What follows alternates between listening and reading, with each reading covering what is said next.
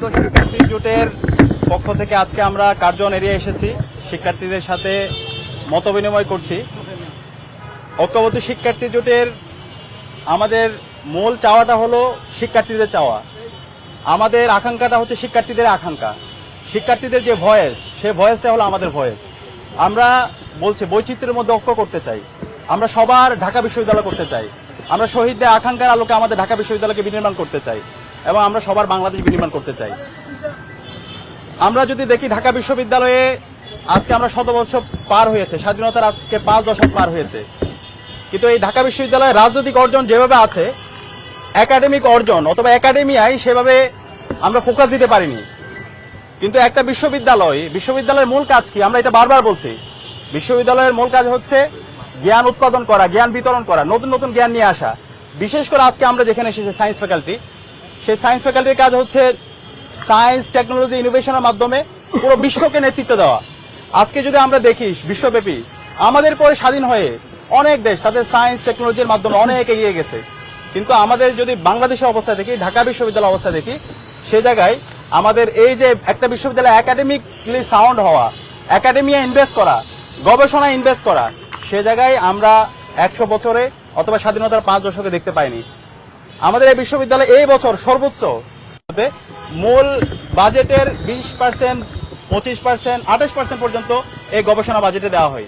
তো আমরা যদি শিক্ষার্থীদের ম্যান্ডেট পেয়ে আমরা যদি তাদের সেবা করার সুযোগ পাই, আমরা ইনশাল্লাহ আমাদের এই ইউনিভার্সিটিকে একটা একাডেমিক ইউনিভার্সিটি বানাবো ইনশাল্লাহ। এর মাধ্যমে আমাদের এই বাংলাদেশের এই ঢাকা বিশ্ববিদ্যালয় সারা বিশ্বে তাদের সায়েন্স টেকনোলজি ইনোভেশনের মাধ্যমে সারা বিশ্বব্যাপী নেতৃত্ব দিবে।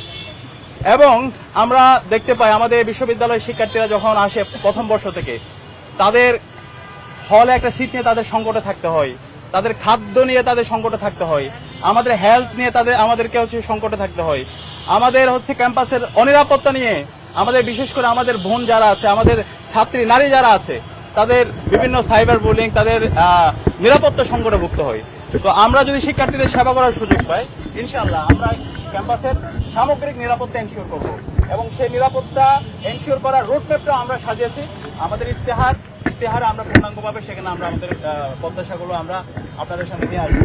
তো আমরা এখানে যারা আছি, আমরা আজকে যারা ঢাকা বিশ্ববিদ্যালয়ে ডাকসু নির্বাচন করছি, সবাই সহযোদ্ধা।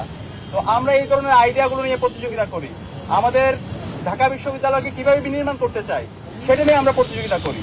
কিন্তু আমরা বারবার এই কথাগুলো বলতে পারছি, আমাদের যারা প্রতিপক্ষ আছে, আমাদের যারা বন্ধু প্রতিম আছে, তারা ক্রমাগত সাইবার বুলিং করছে, ক্রমাগত মিথ্যা প্রবন্ধা করছে, ক্রমাগত সে আগের মতো করে বিষাদগার করছে। তো এই যে ডাকসু নির্বাচন উপলক্ষে একটা আমেজ বিরাজ করছে, শিক্ষার্থীরা যে নতুন নতুন চিন্তাগুলো শুনতে চায়, সেই চিন্তাগুলো না দিয়ে আপনারা যে সে পিছনে চলে যাচ্ছেন, এর মাধ্যমে শিক্ষার্থীরা আপনাদের প্রতি নেতিবাচক মনোভাব তৈরি হচ্ছে।